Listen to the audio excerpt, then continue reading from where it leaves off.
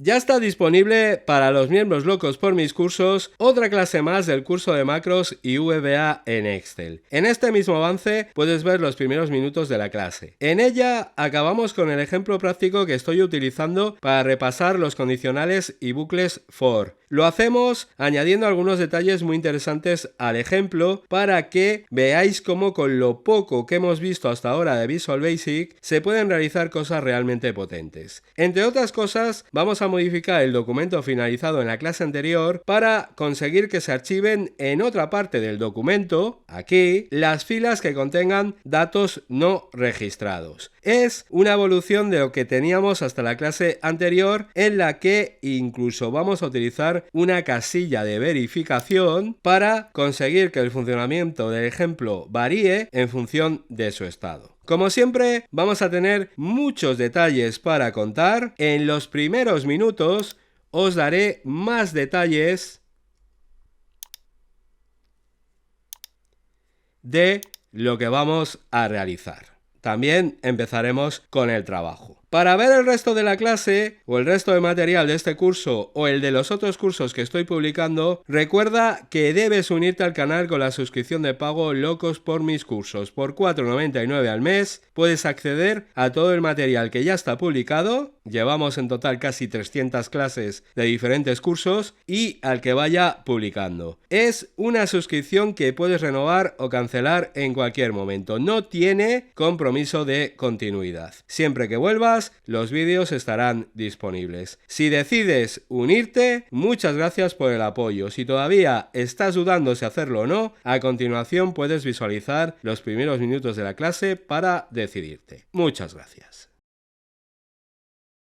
Tal y como os acabo de comentar en la clase anterior, en esta acabamos con el ejemplo de repaso de los condicionales y el bucle for. Lo hacemos cambiando una parte del resultado final que obtenemos actualmente, la parte en la que se detectaban datos no registrados. Hasta ahora, al pulsar en este botón, en lo que respecta a esa parte, lo que pasaba es que al detectar algún dato no registrado, por ejemplo este, nos daba la opción de decidir qué hacer con la fila de datos que contenía datos no registrados. Nos permitía eliminar esa fila de datos o dejarla remarcándola de rojo para identificarla rápidamente. Bueno, pues ahora el funcionamiento lo vamos a cambiar a lo siguiente. Lo tengo aquí finalizado y la idea es que al pulsar en el mismo botón, dependiendo del estado de esta casilla de verificación, si está activada, todas las filas de datos que tengan datos no registrados se pasarán a esta zona en la que quedarán almacenados. Se pasarán a esta zona en la que quedarán almacenadas. Y si no está activada la casilla, lo que pasará es que las filas de datos se quedarán en esta zona, pero remarcadas de rojo, que es algo que ya pasa en el estado actual del documento. Para que veáis cómo funciona, vamos a probar. Voy a pulsar en el botón procesar sin la casilla activada. Y lo que obtenemos es que los datos no registrados se quedan aquí, pero remarcados de rojo. Esto en parte es lo que teníamos hasta la clase anterior. Ahora lo que vamos a conseguir como gran novedad es que si la casilla está activada, al pulsar, ¿veis? Los datos se mueven a esta otra zona. Los datos, las filas de datos que tienen datos no registrados. Este va a ser ahora el funcionamiento del documento. Para conseguir todo esto, además de los bucles for y los condicionales que en su mayor parte ya los tenemos creados, necesitaremos conocer otros detalles como por ejemplo cómo se copian celdas y el uso de las casillas de verificación desde código. Esto y todo lo que haga falta lo explicaré también en la clase. Como siempre, alrededor de un tema principal añado detalles menores y en esta clase volveremos a tener varios de ellos. Bien, para las explicaciones voy a utilizar el documento finalizado en la clase anterior. Si no lo tenéis, lo podéis descargar. Una vez lo tengáis, lo abrís y os cuento. Para empezar, vamos a cambiar el aspecto del documento para que tenga todo lo que necesita para el nuevo funcionamiento. Lo primero que vamos a cambiar es que aquí, partiendo de la columna M, aparezcan los títulos de las columnas en donde se van a guardar los datos erróneos. Esto es simplemente copiar y pegar estas celdas, así que las seleccionamos, copiamos con control C por ejemplo, y ahora situándome aquí, pulso en control V para pegar y ahí las tenemos. Bien, ahora lo siguiente es meter una casilla de verificación que utilizaremos para modificar el comportamiento del botón procesar. Este tipo de controles todavía no lo habíamos usado en este curso. En otros como el de Access o Excel sí que habíamos usado casillas de verificación, pero creo que controladas desde código no lo habíamos hecho hasta ahora. Para insertar este tipo de controles tenemos que volver a la ficha programador y en el botón insertar dentro de controles ActiveX debemos pulsar en este botón y a continuación hacer clic en donde más o menos queramos la casilla de verificación. Yo la voy a poner por aquí, ahora enseguida ordenaremos esto para que quede mejor. Por ejemplo, voy a mover este botón hacia aquí. La casilla la pongo por aquí más o menos. Aquí voy a dar más espacio. Y ahora vamos a cambiar las típicas propiedades que estamos cambiando a todos los controles. Para empezar, le voy a cambiar a la casilla verificación el nombre. Le voy a llamar CHK extraer. Así. El CHK es la abreviatura de checkbox, que es como se llaman a este tipo de controles en inglés. Ya sabéis que yo suelo dar prefijos a los nombres de los controles que indican qué tipo de control es. También vamos a cambiar su propiedad caption para que en el texto al lado de la casilla muestre lo siguiente. Así.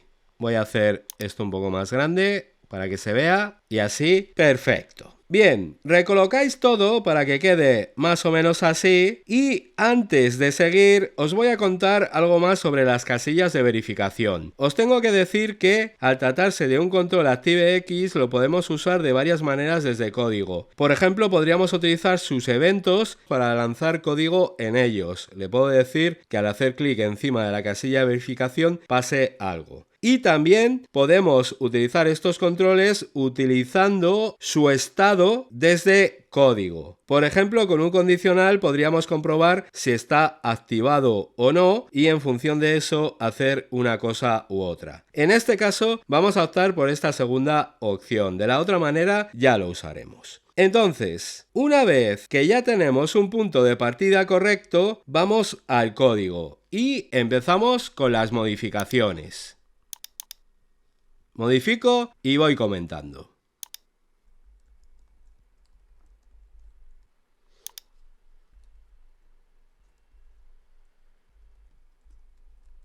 Bien, la primera modificación va en el siguiente sentido. Como ahora vamos a copiar celdas de una zona a otra, de esta zona a esta otra zona, necesitamos saber a qué fila se deben mover las filas con datos no registrados. Necesitamos en esta zona saber en qué fila se van a guardar esos datos. Y para eso es para lo que he añadido estas dos líneas, esta y esta. En la primera creamos una variable nueva que es en la que almacenaremos el número de fila en el que se deberá guardar la fila con datos no registrados, que como os he dicho será una fila de esta zona. Y después, en esta otra línea de código, localizamos cuál es esa fila y la asignamos a la variable. Volvemos a usar el método de partir desde la última fila de una columna, en este caso de la columna M, hacia arriba, buscando la primera celda con datos que nos encontremos. Y a ese número que obtenemos con esa manera de desplazarnos por las celdas, le sumamos 1 para quedarnos con la siguiente celda vacía. Aplicado a la situación actual,